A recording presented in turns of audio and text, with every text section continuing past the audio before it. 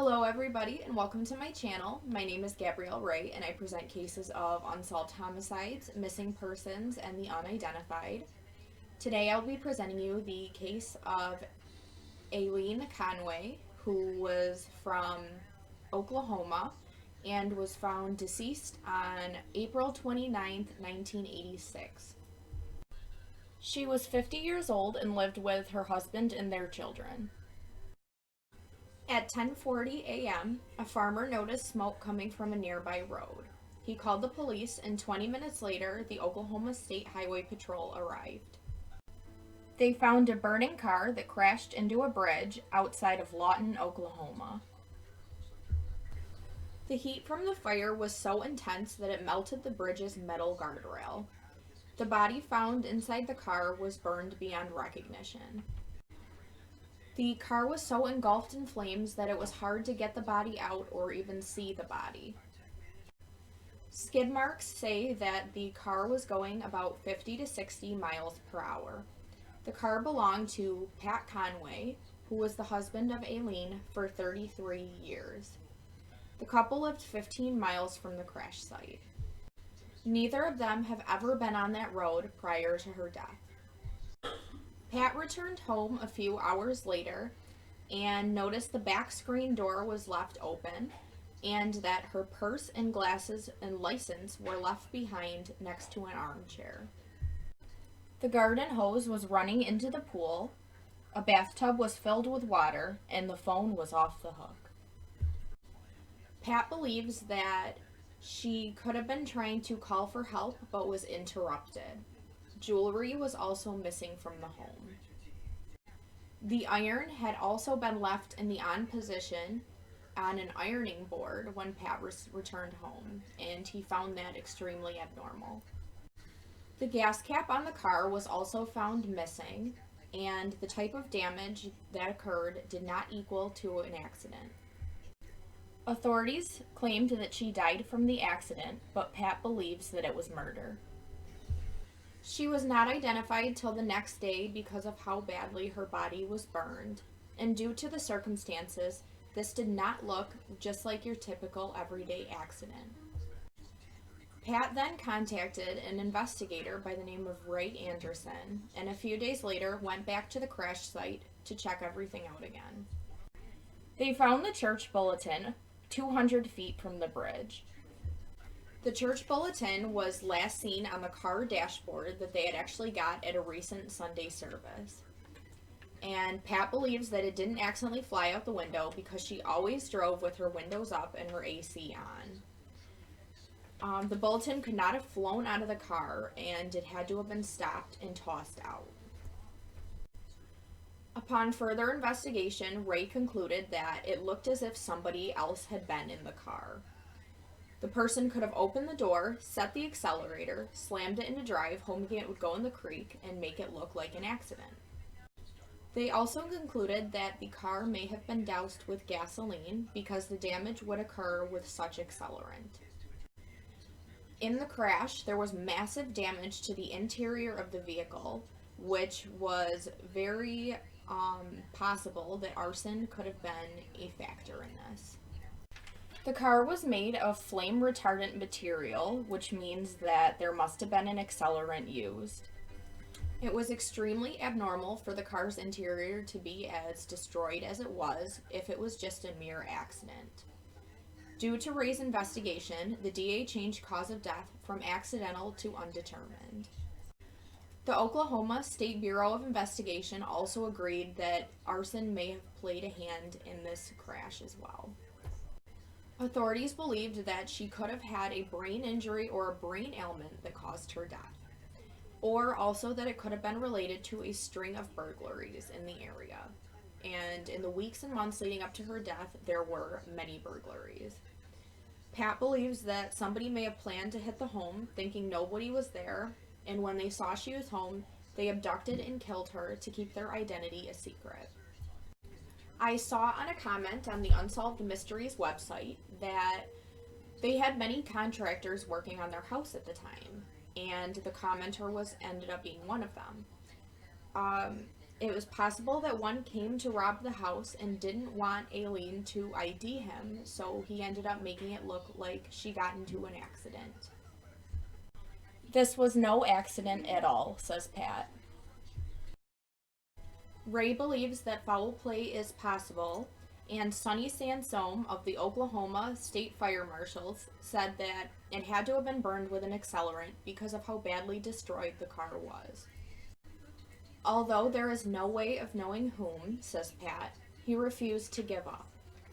No doubt in my mind it was murder. Even if I live to 100, I'll still be pushing to find the individual or individuals who did this.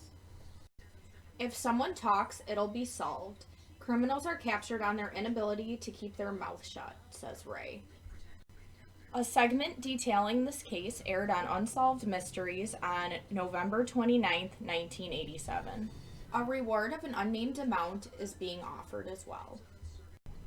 Pat unfortunately passed away on August 20th, 2013, without knowing what really happened to his wife. They are both buried in Highland Cemetery in Lawton, Oklahoma. One question lingers in everybody's mind. What happened to Aileen Conway on that old lone country road? Okay, I just want to start off by saying I don't believe that Pat had absolutely anything to do with this crime. And maybe this could possibly have been just a crazy accident. Weird things happen sometimes that cannot be explained, but being an investigative person, I no longer believe in coincidence. The car may have been burned to try and hide some evidence, or also could have possibly been burned to hide her body because they didn't want anybody finding out, what really had happened to her. I just also want to comment on the church pamphlet being outside the car when it should have been on the inside. Something does not sit right with me about that. I think something is very, very weird with that situation, and since she drove with her windows up and her AC on, and it was a warmer time of the year, I just can't see why the church bulletin would be outside the car unless a struggle ensued and it was knocked out of the car. Was somebody else in the car? Ray's theory does make sense because A, why would the car be so hot that it burned the metal guardrail? I don't believe that she put the accelerant on the car and lit the car on fire with herself in it. I believe that somebody else had to have done it. B, normal accidents just don't look like that. Normal accident, you'll have some damage on the interior maybe and the exterior, but it's not going to be on fire. I've gotten in car accidents multiple times, and I've gotten in one so bad where my car spun out and hit a guardrail, just like Aileen, and my car never lit on fire from the inside out. I just don't think that, I think that there's something wrong there, and I don't think that she was in the car by herself. And also, the body being burned right there just states that, hello, somebody else was in the car and somebody else had a hand in this, and this was not just an accident, this was a murder. I think that also she was abducted and killed because the way the house was left just leaves a bad taste in my mouth. The phone is off the hook, the water was running, the iron was on, the garden hose was running into the pool. She evidently was meaning to stay at home and to get housework done, etc. And just seemed like a normal day. And she was just getting her stuff done, and then all of a sudden, something interrupts that and just completely ruins the lives of her family, her, and many others. I believe that a botched burglary took place and that somebody was in the home and was taking her jewelry or had taken her jewelry just to make it look like, just to get something out of it. But her jewelry was missing, so I do think that this was a botched robbery. I think that she either caught him in the act or he snuck up on her and did not expect to see somebody else in the house. And possibly, instead of just, scaring her and I don't know. I just think that something happened to her which had to do with a botched robbery. And I believe that I'm not quite sure if she could identify the person or couldn't identify the person, if they were known to her or not. But if she did know them, that could be a reason that she was taken and killed instead of just taken and scared a little bit and not telling police. If it was a random person, but if it was somebody she knew, then that could possibly have meant that they killed her so they wouldn't have to identify her. She wouldn't have to identify them either on a witness stand or to the police or both. I believe that she knew who this was, and I believe that she could have identified him, so he had to do what he had to do. Could this have all been a setup as well? Could somebody have known that she was going to be home and made it look like a robbery and wanted to abduct her and take her and maybe try and get money out of her or something? I really don't believe that this is truly what happened, but we have to touch upon everything when it comes to incidents like these where it's so open-ended and anything could have happened. And unfortunately, it happened to Aileen, and Pat had to deal with this for his whole life.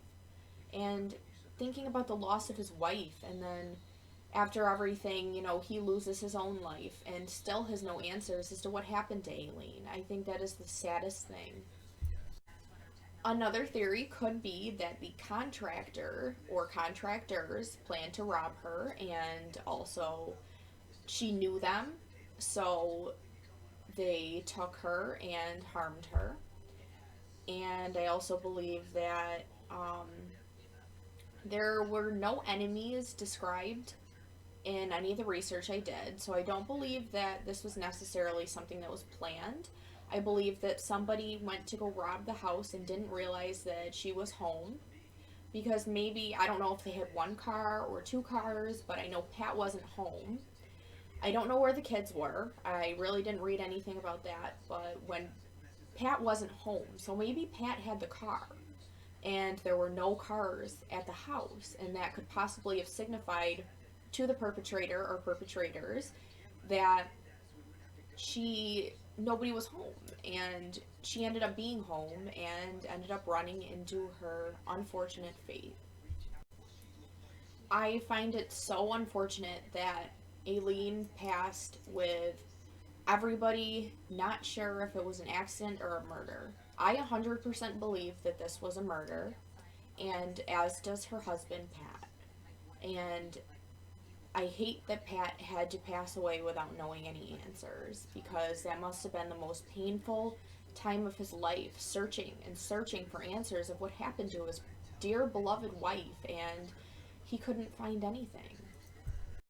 I hope one day justice for Aileen Conway is served. And if you or anybody you know have any information on this case, please contact the Oklahoma Highway Patrol at 580-234-6147, or you can go on unsolved.com/tips and fill out the information form about any tips you may have on this case. It is in connection with the Unsolved Mysteries TV show, so it's a known site and it's trusted. You don't have to fill out your whole name. You can be anonymous. You can put a fake name if you'd like, but if you have any information, just please do not hesitate to come forward, because this family deserves justice, and so does Aileen. Thank you so much for watching, and I hope you have a great night.